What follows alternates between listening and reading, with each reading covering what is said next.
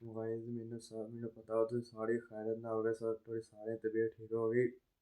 मैं हुणी हुणी उठिया वा सो के ते हुण मैं नमाज़ पढ़न वास्ते जाना वा वज़ू करना चलना वज़ू कर के फिर नमाज़ पढ़ने वास्ते जाऊँगा ठीक है। तुसीं भी सारे हुण तक वज़ू कर लो फिर आपां सारे इकट्ठे नमाज़ पढ़ने वास्ते जाने हैं। गाइस हुण असीं नमाज़ पढ़ने वास्ते पहुँच चुके हैं नमाज़ पढ़ के फिर तुहानूं दसदे हैं ठीक है। मेरा दिल कर रहा था कि आज ना मैं हम वॉक करें सुबह की सैर करें तो मैं मस्जिद से निकला अपने दोस्त के घर आ गया हूँ क्योंकि मुझे मेरा अकेले को जाने का दिल नहीं कर रहा। तो मैं अपने दोस्त के साथ अब जाऊँगा ठीक है। मैं अपने दोस्त के साथ आपको मिलाता हूँ ठीक है। ये देखेंगे मेरा दोस्त सामने आ चुका है।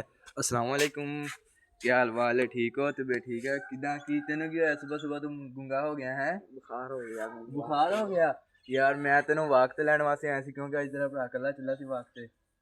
नहीं जाना तू अज वाक ते? क्यों? अच्छा देखो यार आ देखो इन्हें बुखार हो गया वा तो अज मैंने कल्ले नहीं जाना पैना। चल ठीक है फिर मैं तुहानूं अगे वाक की वीडियो दिखाऊंगा ठीक है। गाइस हुण मैं कल्ले जा रहा वाक ते आ देखो आ फसलां वा देखो खाला चलदा पिया वा ते आ सड़क सीधी जा रही सेन वाले ते मैं हुण कल्ला कल्ला जा रहा वां वाक ते तुहानूं मैं अगे जाके अपनी वीडियो थोड़ी जी होर दिखाऊंगा ठीक है। देखो मेरा दोस्त नहीं है बुखार हो गया दवा करियो कि वास्ते उसकी तबीयत ठीक हो जाए जल्दी जल्दी ठीक है। मेरा चंगा दोस्त है सारे ज़्यादा चंगा दोस्त वो मेरा ठीक है। अच्छा दोस्तों मैनू डर भी लगता पिया वा क्योंकि इतने कुत्ते बहुत फिरते होंगे आ ये ना हो कि कुत्ता मैनू पै जाए तो मैनू भजना पवे ना भजा तो फिर तुंदी टीके लवाने पवन ठीक है। तो मैं ऐसा ऐसा जाना पिया वहाँ देखते हैं कि कुत्ते ना होए तो फिर जावांगे नहीं तो कुत्ते होए फिर वापस मुड़ आवांगे ठीक है। गाइस मैनू डर लगता पिया वा क्योंकि इतने आले दुआले आ देखो किकड़ा वा ये ना हो कि कितों कितों कुत्ता कुत्ता निकल के मैनू वड लवे मैं तो ऐसा ऐसा जाना पिया वा डर डर के दुआ करियो कि कुत्ता निकल ना पवे ठीक है। कुत्ता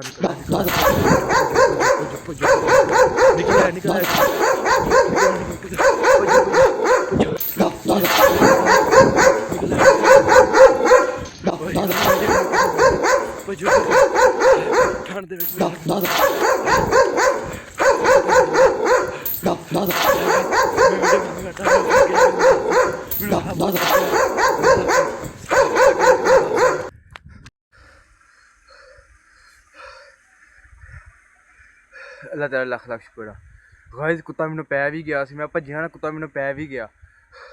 मैं मसा मसा जान छड़ा के अपनी इतने पहुंचा मैं दूर थोड़ा दूर पहुंच गया मैनू साह बहुत चढ़िया मैनू बहुत चढ़िया तो मैं हूँ बह के साह लेना पाया वा। अज तो बाद मैं कल्ले वाक ते नहीं होना जो मर्जी हो अज तो बाद मैं कल्ले वाक ते नहीं होना। दोस्त नाल आऊगा तो मैं आना तो मैं नहीं आना।